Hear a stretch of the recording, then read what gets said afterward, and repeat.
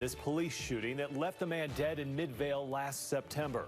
Officers say the man pointed a gun at them and they believe that he had opened fire.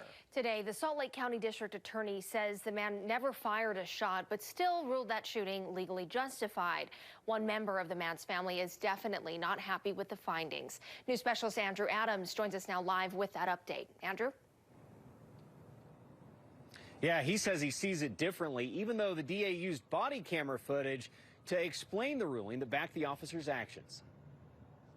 It was a scene that played out in broad daylight in the middle of a busy road.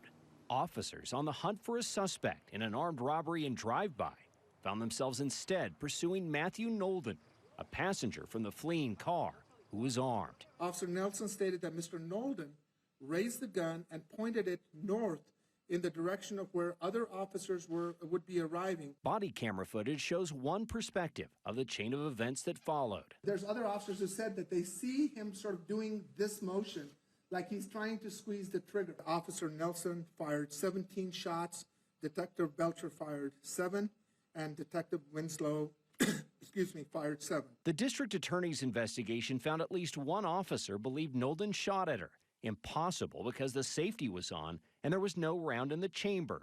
Still, the DA ruled the shooting legally justified, noting there was reasonable and legitimate concern for officer safety. That's 5 wounds, but yet there was 31 shots fired. To me, that's a little excessive. Isaac Lopez is Nolden's biological father, and he still disputes the findings. To me, it looks like Matthew's his elbows are bent, not straight. He questions if long before the deadly shooting, if officers should have stopped the car immediately when they approached it, or if they just should have called off the pursuit, given the time of day and populated area. Like, that's ridiculous. The father says tonight he wants to push for changes in officer training as well as legislative reform. He's also contemplating filing a civil lawsuit. The DA again says that the body camera footage helped to corroborate what the officers were saying. Back to you. Andrew Adams.